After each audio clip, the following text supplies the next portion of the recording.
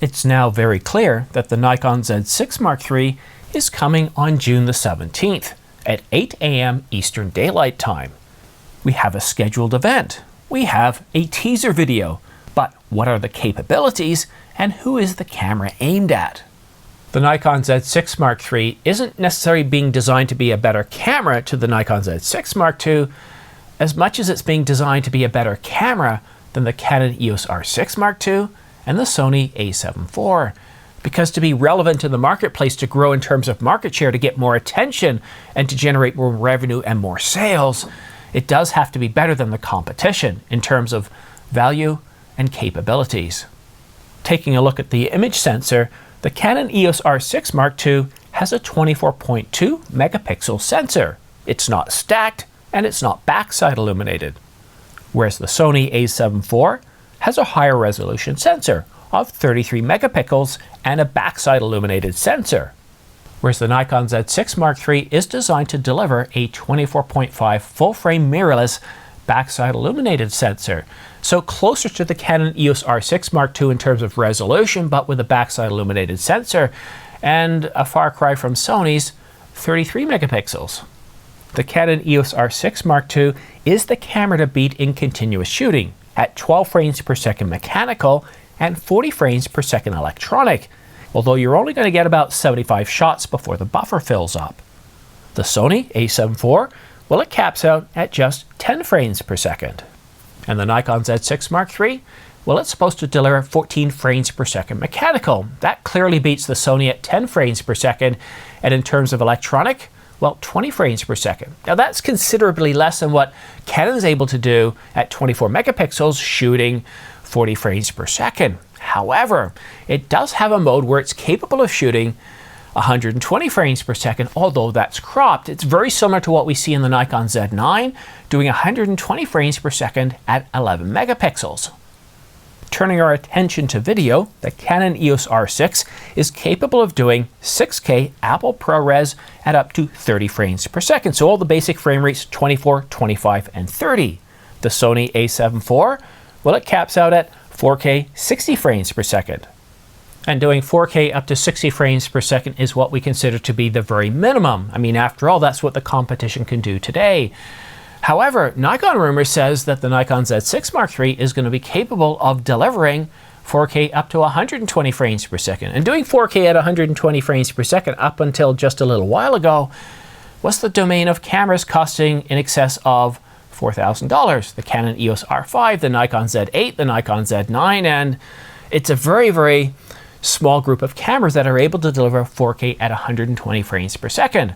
But the Panasonic GH7, which was recently announced, also delivers 4K at 120 frames per second at almost half that price point, at around $2197.99.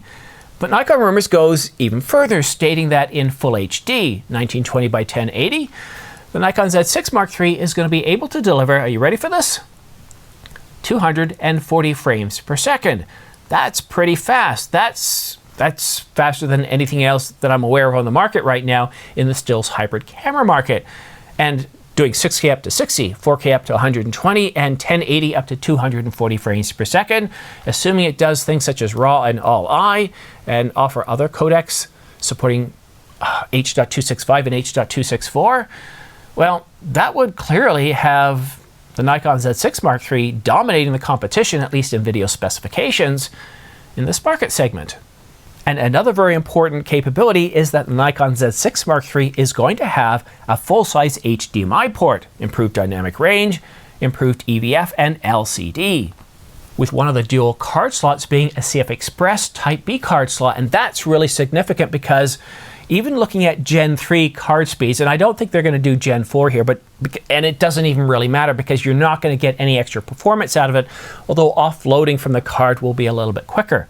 But Gen 3, if we take a look at Angelbird, can deliver a maximum sustained write speed from the beginning of the card, completely empty, all the way to full up at about 1.48 gigabytes per second. That is blindingly fast. You could do, if this camera was capable of doing it, it could easily do 8K up to 120 frames per second. It could do 12K in terms of video specifications. And in terms of stills, Well, to give you an idea, if you were to shoot using Nikon, the Nikon Z8, Z9, doing 20 frames per second lossless RAW, that would generate a throughput, and this is pretty significant, of 1.2 gigabytes per second. Now, if we do lossless compression or other types of compression, then you could even get even faster than that without filling the buffer. And that's pretty significant. I know it's not dual card slots, but even the Canon EOS R5 and R3, which cost considerably more, almost twice the price, only have a single CF Express Type B card slot. So that's really huge. And CF Express Type B card slots or cards don't really cost that much anymore. They're far more affordable, even when you compare it to V90 and V60 UHS 2 card slots.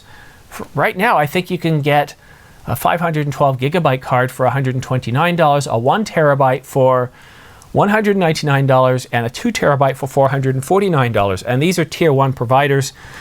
Really incredible cards. It's what I use all the time now in my Canon EOS R5, and I only use a V90 1 terabyte card in the UHS 2 card slot merely as backup. But now it's time to turn our attention to cost. The A7 IV is the most expensive at $2498. The R6 Mark II, which launched at a price of $2499 not too long ago, is on sale and has been selling for $1999 for the second month. So we expect the price of the Nikon Z6 Mark III to be priced between $1999 and $2199, not $2,500, and there's a reason for this. I know if we look at historical pricing of the Nikon Z6 Mark II, we can see it being priced higher than this, but this isn't the first time that Nikon has really shocked us with pricing. I mean, take a look at the Nikon Z9. We were expecting somewhere around $6,500. Look at the D6. Look at the Canon EOS, the 1DX Mark III, the Sony Alpha 1, all priced over $6,000, and Nikon came in at $5,500, shocking everybody. So I think based on the pricing of the Nikon Z6 Mark II and looking at the competition right now, I wouldn't be surprised if they price a camera right around $2,200. And if you take a look at the recently announced Panasonic GH7, even though it's a micro four thirds sensor, if you look at some of the capabilities and the value of that camera, coming in at $2,197, around that $2,200 price point, I certainly think it's far more realistic to see around $2,200 than $2,500. Because remember, Nikon isn't trying to produce a better camera to the Nikon Z6 Mark II to try and get people with the Nikon Z6 Mark II to upgrade. It's about producing a camera that can keep up with the competition. The Canon EOS R6 Mark II, and of course the Sony A7 IV. And usually when you release another camera competing against the competition, you don't just match what they are able to do. You match in some areas, but in many others you exceed. And that's what I'm expecting from the Nikon Z6 Mark III. So when we take a look at all the leak specification, or how shall I say, supposed leak specifications, conjecture that's being passed off as leaked information, a lot of what we're seeing that I've talked about in this video is very plausible. Now the video specifications do come off as being a little bit too blue sky, 6K 60, 4K 120, and 240 and 1080. I'd be surprised if the Nikon Z6 Mark III hits all of those marks. But in terms of things that we haven't talked about, such as ISO, I certainly think that the Nikon Z6 Mark III is going to be closer to delivering what the Canon EOS R6 Mark II can do than the Sony. The Sony is limited to, what, around 51,200, whereas the Canon EOS R6 Mark II can do up to 102,000, and in extended mode can do up to 204,000. So I expect it to be improved in terms of dynamic range and low light performance than the Sony, and maybe a little bit better than the Canon EOS R6 Mark II. But the one point I really want to get across here, we've been talking about specifications here, and when it comes to actually having the camera in your hands, it's more about the value that the camera is able to deliver. I'm sure I could take any professional photographer and give them a Sony A7 IV, a Canon EOS R6 Mark II, and the Nikon Z6 Mark II, let alone the Mark III, and they're going to be able to produce really good results. Now, when we see certain capabilities, such as much higher frame rates, then obviously the Canon EOS R6 Mark II is going to be able to deliver shots more successfully in certain high-speed situations, because at 40 frames per second, as long as the autofocus is nailing it, you're going to have a much better chance of getting that shot, especially if you're shooting macro stuff with insects that are moving very fast. But otherwise, each of these cameras is going to deliver really excellent results. And sure, the Sony has a 33 megapixel sensor, so it offers more bits, more bytes, but at the end of the day, each of these cameras is going to be very similar to each other, with the Nikon Z6 Mark III being the newest camera, so obviously it's supposed to have the best specifications. So when you look at everything we've talked about in this video, just keep that in mind. The Nikon Z6 Mark III should be and will be just a little bit better than the Canon EOS R6 Mark II and the Sony a7 IV.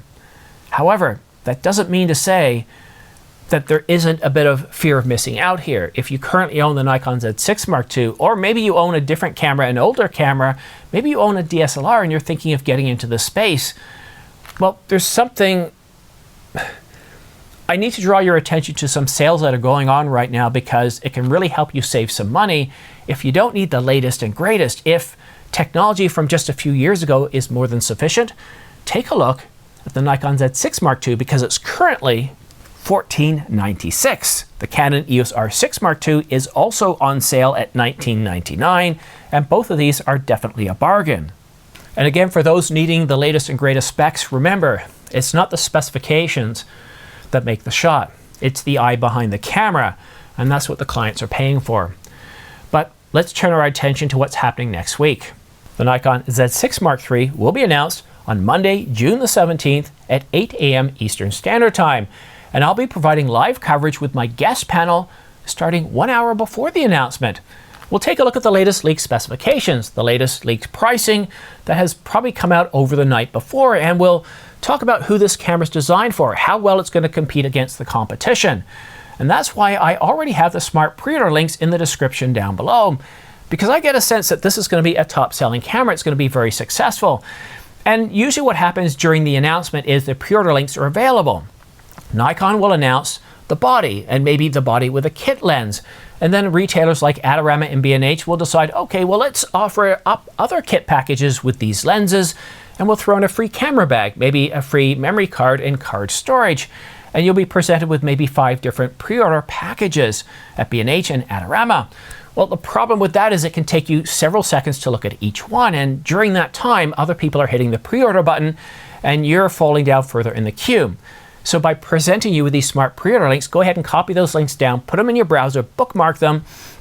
They're not going to show you anything right now other than Nikon Z6 Mark II stuff, but as soon as the embargo is lifted, it's going to show you every single package available. And what that's going to do is save you a little bit of time, maybe 5 to 15 seconds, which is going to get you further up into the queue.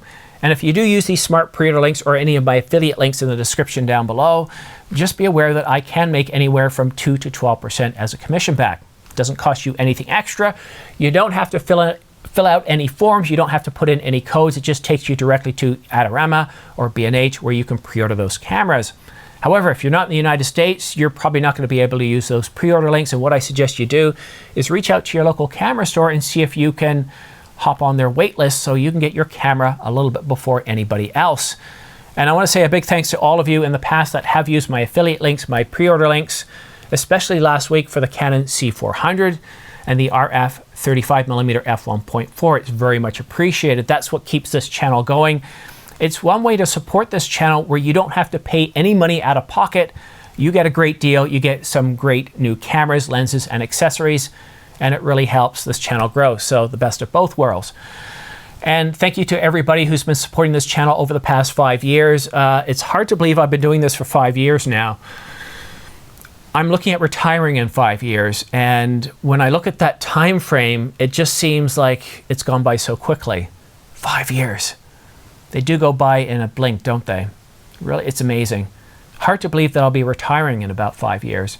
And don't worry, I'm not going to stop doing this. I love doing this. I love covering camera announcements, especially doing the live streams, having guest panels, having people from around the world, from Australia, from the United States, from Europe, from Asia, coming together to talk about the latest and greatest cameras, the latest leaked specifications, all the hype, before we get the actual announcement to see what the camera is capable of, the value it delivers to you and to your clients.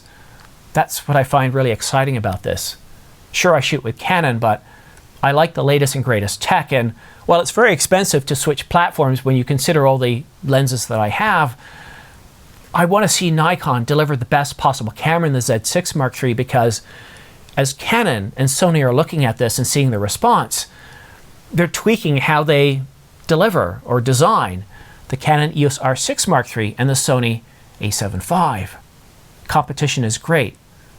I don't have tattoos of Canon on my arm because I don't think that makes any sense. I'm not loyal to Canon because they make the best cameras. I'm loyal to Canon because when I bought a Canon camera many years ago, I started buying lenses. So every time I went to buy a new camera, it always made more sense economically to stay with Canon, as the same is for you with Nikon or Sony or Panasonic.